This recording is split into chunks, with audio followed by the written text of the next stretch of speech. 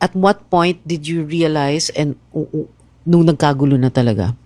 The second wave po. Second talaga. wave pa lang. Actually, no, second wave, one of our teammates started screaming help. Ah, yeah? Kasi he was Who? around Where? Kyle Gamber. Kyle, where was he? He was around my area, me and JM. Like us three were like near to each other. Tas Okay. parang he got separated and went to the back po. Oh, nadala siya. O, yun na yung... Okay. So, from the middle, he gets swept in. Parang parang nahatak siya Opo. near the water. So, all of a sudden, he was here. The weird thing up was we were all laughing kasi we thought he was just joking. Okay. Nung first wave po talaga kasi, we were riding the wave and we didn't realize na hinahatak na po kami. Oo. So, Tapos nung second wave po, dun na po talaga namin na-realize na something was wrong because Yes. Kyle had already said na help na. Opo. Ganon. And then, what happened next? Third wave po. Like, Yeah. that's when everyone started screaming na po.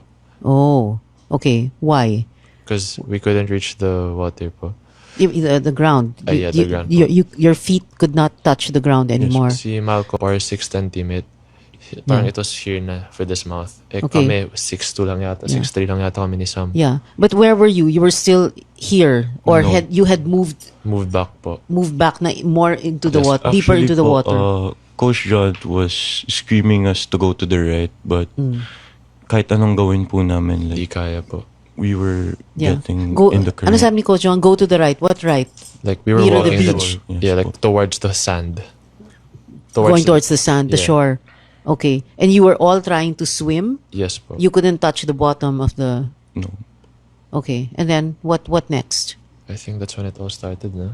Yeah, parang all of us were panicking na po and we didn't know what to do.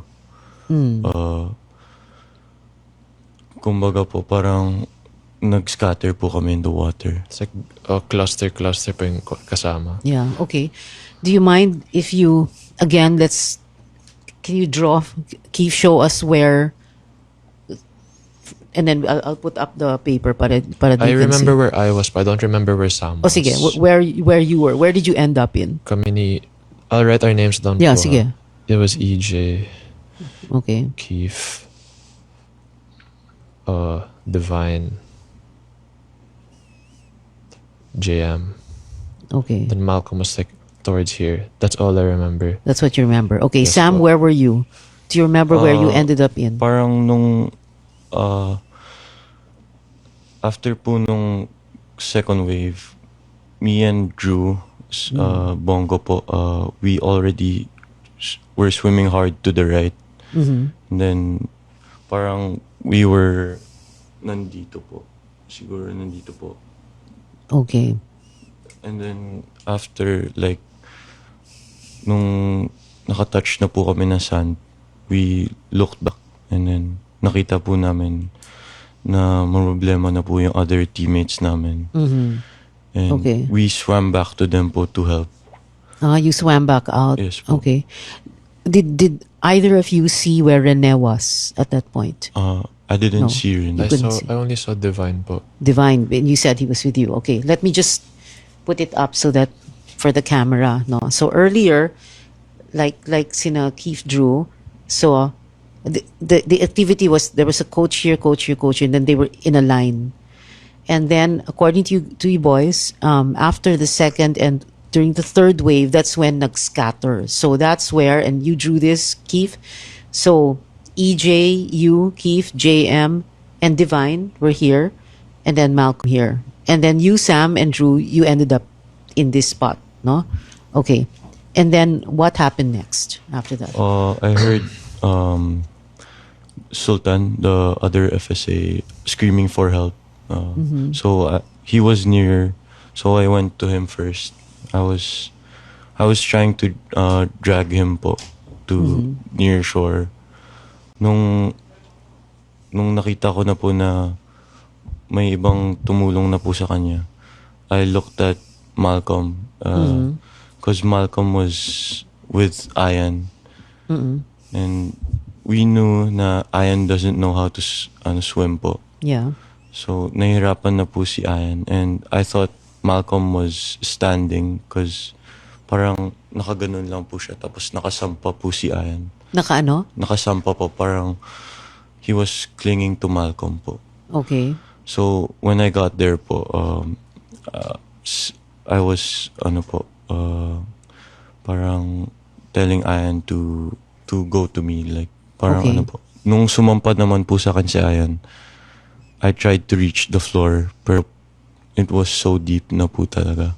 And you were here, diba? You said. I swam all the way to Malcolm po. Here. Okay. Yes po.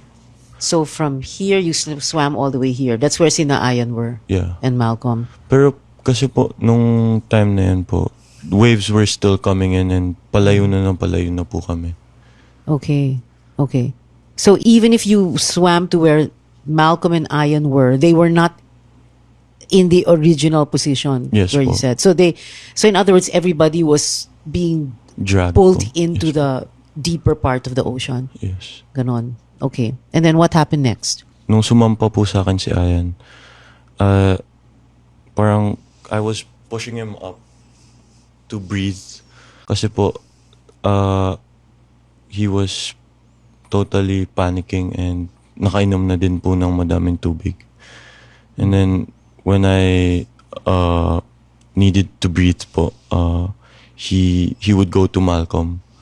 Tapos he would cling to Malcolm. Tapos, when I got up, parang seconds lang po yung pahinga po. Like, tapos sumampa ulit po sa akin si Ian. Then, I was just thinking about na to help my brother na si Ian po. Pero nung pangalawa pong beses, doon na din po ako nakakainom ng tubig. Parang nagpapanik na din po ako nun. Tapos nung parang kailangan ko na po talaga huminga. Tinulak ko po si Ian papunta kay Malcolm. Tapos nag-iisip na po ako na kung di po ako umalis dito, mamamatay na din po ako. Kasi po, ang dami na din po ako nainom na tubig. And then, nag-total panic na din po ako. I was trying to swim back to shore po. Kahit, like, sobrang lakas po nung pag-swim ko. I was still there in that moment. Like, parang di po ako gumagalaw. Tapos, I had to rest. Parang I sank to the bottom of the sand and just jumped. And then, I was breathing, trying to tread po, yung parang floating na, they said kasi po na, nung sa meeting na, if, pag napagod, mag-tread po. And I was doing that po, taking a deep breath and then started swimming hard again. Pero kahit anong gawin ko po, I was still there. By that Did time you think, po, Sam, parang was your life flashing before your eyes and you were yes thinking po. na I might not get out of here? Yeah. Basically, nung parang third time ko po mag-try, doon na po ako na parang napaisip na di na ata ako makakalabas dito. Tapos, parang there was an urge na kasi po pagod na ako. Then, something came up to my mind na kaya ko pa to. So, I started screaming very loud on top of my lungs po. Then, keep on doing, like, swimming very hard. Pero to the point na sobrang pagod na po ako. Tapos, nandun pa rin po ako. Like, doon na po ako parang napaisip na mag-give up po. Kasi wala pong nangyayari talaga. Nung sumisigaw po ako, nakita po ako ng coaching staff, si Sir Jeric and Coach Dean.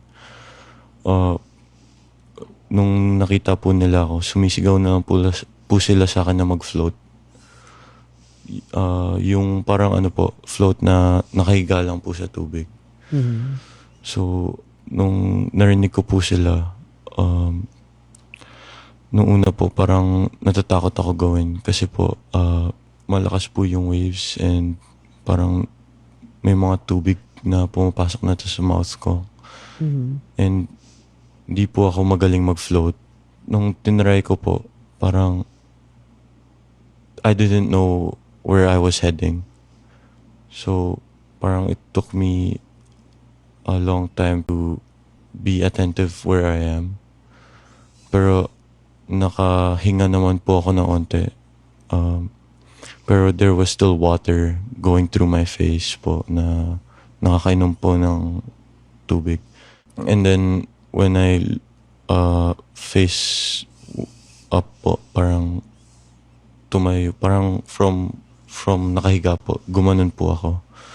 Tapos nakita ko po na sobrang layo ko na po sa shore. Where po. did you end up in? All the way Out po. all the way out? Yes po. Okay. So, nung time na yun po, naisip ko na din po na if I can float away, I think I can float back to shore. Tapos po, parang kasi po, my head was facing that way, away from shore. Nung na-realize ko po na malayo na ako, ay parang finish ko naman po yung ulo ko papunta sa shore. And then, nung time na po yun, I looked back again po. Parang tinignan ko kung malapit na po ako. Tapos parang medyo po dito po. Okay. You ended up here all the way. Okay. Tapos I started swimming hard again po. And then I heard Keith calling out for me. And then I started cramping na po nun. So, nung nagka-cramp na po ako, it was just my hands na swimming. Tapos, nung parang narinig ko na po si Keith, tinry ko po apakan yung floor. Nung time na po yun, nakaapak na po ako sa floor. Tapos, Keith went into the water, dragging me. Then, a huge wave hit po, and then we went under the wave. So, nung pagtapos na po nun, Keith was able to drag me out of the water po. Parang we were like nakaakbay kami tapos we were paddling together po para it's like less energy din po. Yeah.